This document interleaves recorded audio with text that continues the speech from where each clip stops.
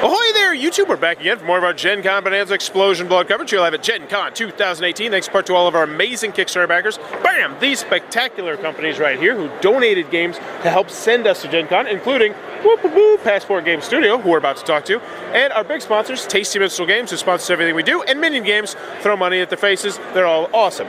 Right now, we are at the Passport Games Studio, and we're about to learn about Hand of Fate Ordeals. We got Ryan here. He's going to tell us all about what is Hand of Fate Ordeals. Hand of Fate Ordeals, for those that might be plugged into the video game world, you'll recognize the name Hand of Fate as a video game that's been around. There's a series of them. There's been, I believe, 2 in the series. We have it on display here. You might see on camera. The video game started some years back as effectively a card game that integrated into and kind of transitions periodically into a 3D action like RPG space where you have a character, you get equip weapons that you get from cards, and then you go and you fight things and random encounters and come back out to the card table and collect new cards and so forth. So it naturally led itself to becoming a tabletop game as it was designed with a card game foundation anyway. So the partners of ours at Rule and Make, based out of Australia, they've been hard at work for a couple of years now on porting the video game experience into a tabletop game. So that is where we end up here with Hand of Fate Ordeals as a new experience in the whole Hand of Fate story. It is basically a deck building game at its core.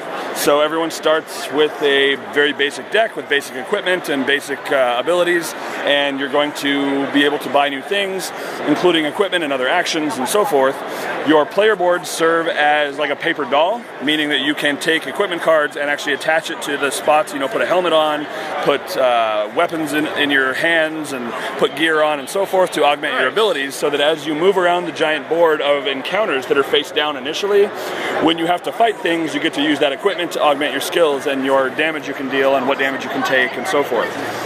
If your character is defeated at any point during an encounter, all those equipment and all your cards that are equipped on your paper doll get sent to your discard pile, like say a Dominion or an Ascension, and you have to reshuffle them and draw them again and re-equip them. So it sets you back, but you don't lose everything entirely. But yeah, the game board itself represents very much the map of encounters from the video game, with a face-down array of cards in different kind of orientations each time you play. And there are basic encounters, there's combat encounters, there's friendly encounters, and then there's the dealer at the top of the board that sells you cards, and that's your market for deck building. Along the way, you're going to eventually find the encounter for the boss of that level, and there's 3 bosses. There's a Jack, a Queen, and then a King. And they get progressively more difficult. So a full campaign is playing through all 3 levels, where you defeat the Jack, then you defeat the King, then you defeat the Queen, and then the King, excuse me. And so you kind of can build up to that over a series of games, or you can do a one-shot with one of the random bosses attached as well. The game will have a unique miniature for all the different characters, as well as miniatures representing the bosses, and that's really just for your kind of point-to-point movement on the board. What else can I tell you about this? Let's see here. It is both cooperative and competitive. It has both modes in the box, so you can work together in a kind of campaign-style setting, or you can just play a one-shot competitive game and try to score the most points like other deck-building game experiences.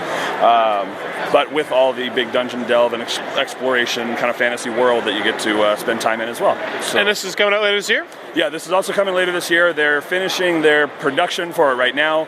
It was a Kickstarter, so any Kickstarter backers, they'll be receiving theirs, of course, and then it'll be hitting retail. We're shooting for November. It's not locked in there yet, but that's kind of the approximate schedule we're shooting for.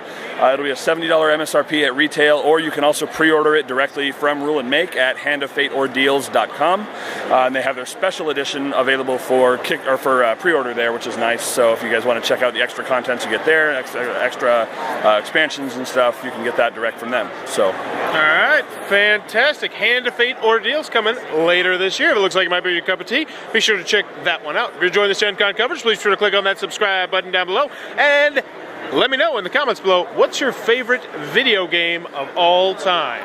Oh boy. I am so torn between either the Dark Souls series or the Metal Gear Solid series. but I have easily spent more time with the original Dark Souls than any game in my entire life. All right. Yeah, it would have to be that one. For me personally, it used to be Half-Life featuring Team Fortress Classic and Counter-Strike because I grouped them up. But recently, Overwatch has taken over for me. There you go. Like, it scratches so many itches. It's like Team Fortress Classic, but just nuts. Have you been over to the Blizzard booth here at Gen Con? I have. I was a little bit let down. Well, there's no Overwatch. It looks like it's all Hearthstone. Hearthstone. It's their first booth at Gen Con. That's exciting for them. I think it's like 10 years from now. They did it 10 years ago, but yeah, Oh, did they? super Okay, stoked. sure. First time I've ever seen. So anyway, there you go. Bring Overwatch next year, Blizzard. Losers. Actually, I love you, Blizzard. You're awesome. And as always, thanks for your time, you two.